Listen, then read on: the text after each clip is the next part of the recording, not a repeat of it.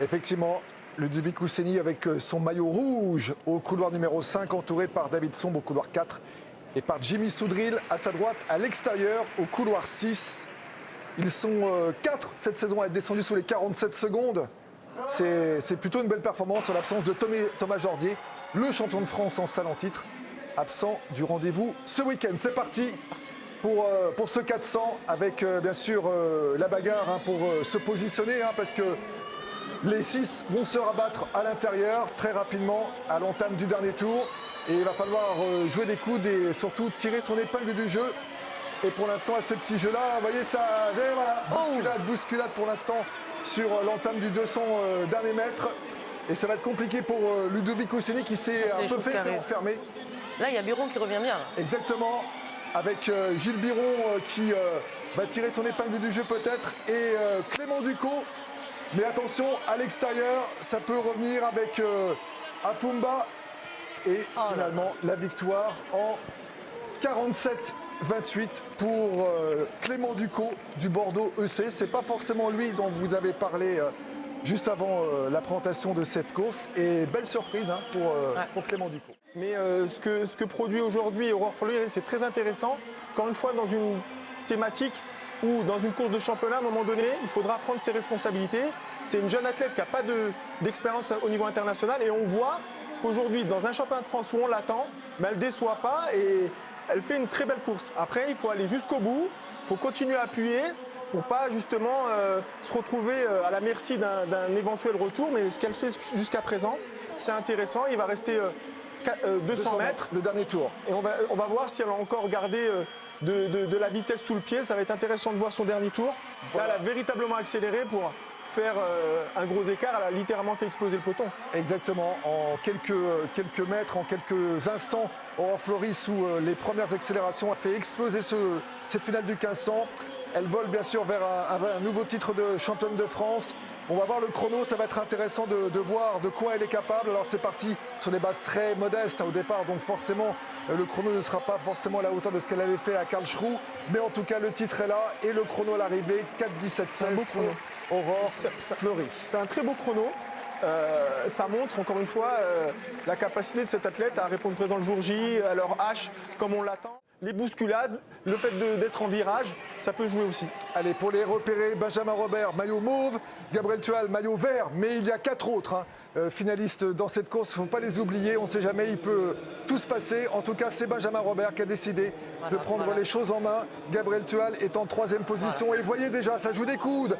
Attention aux bousculades, il y en a eu, il y a eu des chutes sur le 800 féminin tout à l'heure en finale dans le dernier tour. Ça peut être indécis jusqu'au bout. On est passé en 25-76 au 200.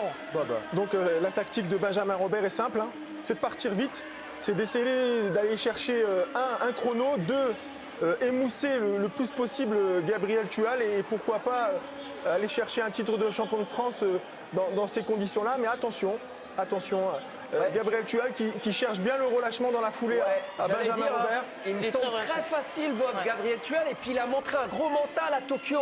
Et là, une finale de championnat, le mental compte, je pense, Bob. Ah ben à 100%, là, c'est dans la tête, j'ai envie de dire, mais celui qui est dans la position du chasseur, c'est Gabriel Tual, et celui du chassé, c'est Benjamin Robert. On va rentrer dans les 250 derniers mètres. Et Benjamin Robert est à la merci de Tual, mais on ne sait jamais dans un dernier tour. Il peut avoir les ressources pour pourquoi pas contenir Tual. Allez, la cloche qui retentit, Benjamin Robert qui est toujours devant Gabriel Tual, mais le trio de tête avec Hamza Belmer, le Marocain également qui les accompagne. Pour l'instant, rien n'est fait. Tual va tenter une offensive, va tenter une attaque, c'est sûr. Benjamin Robert qui va essayer de fermer la porte pour éviter de passer par l'extérieur. Pour l'instant, Benjamin Robert résiste, mais Gabriel Tual n'a pas dit son dernier mot. Ça semble bien terminé. Benjamin Robert intelligemment qui fait l'extérieur pour empêcher Gabriel Tual de passer. Benjamin Robert, champion de France une nouvelle fois avec un chrono 1:46:89.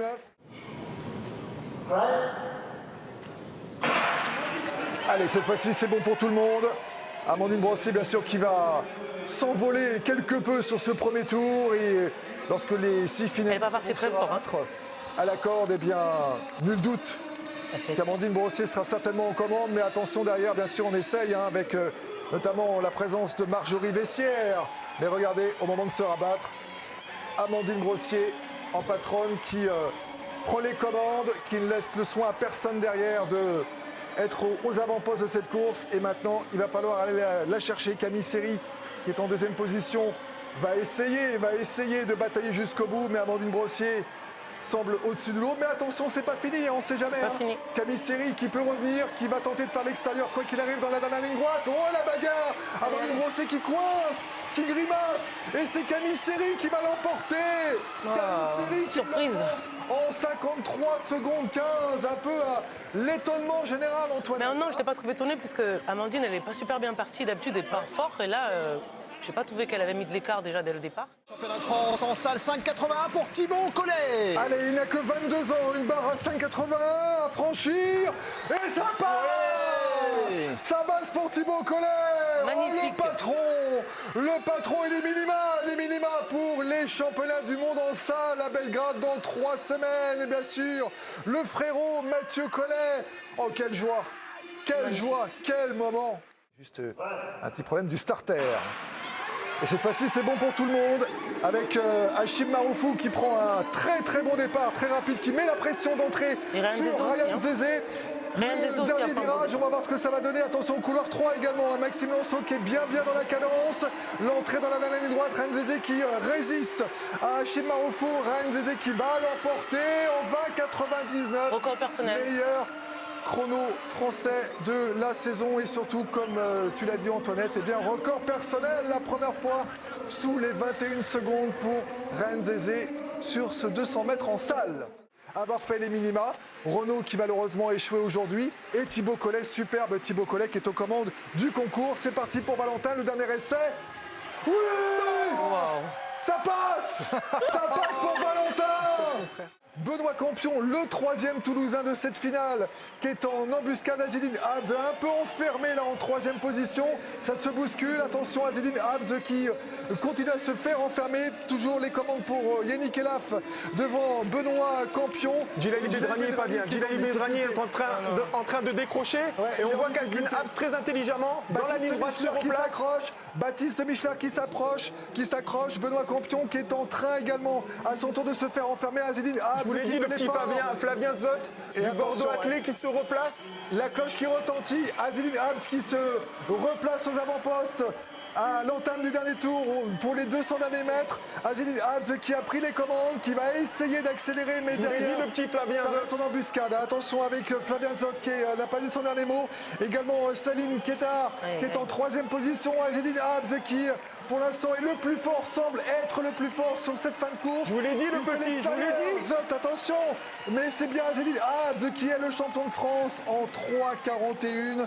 77 courses très intéressante et bien gérée finalement par Azzedine Habs qui a peut-être une petite frayeur à un moment, il s'est fait enfermer mais il a bien réagi, il a bien montré que c'était bel et bien lui le patron cet après-midi. Allez, cette finale du 200 avec le départ rapide d'Élise Trinkler, mais Brigitte également qui fait un très bel effort hein, dans ce début de 200. Est-ce que Sorna Lacoste va pouvoir contenir la fougue de Brigitte Ntamoa dans la dernière ligne droite? Superbe coude à coude, regardez au couloir 5 et 6. Sorna Lacoste qui va avoir le dernier mot. Sorna Lacoste, championne de France en 23 secondes et 39 centièmes, meilleure performance française de la saison pour Sorna Lacoste. Là, du bonheur encore dans ces championnats de France. Et puis alors regardez cette image, Thibaut Collet. On l'a vu avec son papa il y a quelques instants. Champion de France en salle, ça y est, c'est officiel maintenant. Avec ce superbe record personnel, 5,80 m dans les bras de René Auguin, l'un de ses agents bien évidemment, toujours fidèle au bord des pistes. Et bien sûr là c'est toute la famille, hein, tout le collectif, mais au-delà du collectif Perche, hein, ce sont bien sûr tous les proches, tous ceux qui entourent au quotidien et tout au long de l'année. Eh bien Thibaut Collet, superbe consécration aujourd'hui. Lui qui avait terminé 3e des championnats d'Europe Espoir en 2019, 3e des championnats de France en 2019. Et puis voilà l'accolade entre Thibaut Collet et Renaud Lavillenie qui a été un peu moins, bien sûr, performant. Le triple saut homme. Ouais, le résultat final avec la victoire de Melvin Raffin, 16,76, ça aurait été son premier essai, son meilleur essai de la finale. On reste un peu sur notre fin.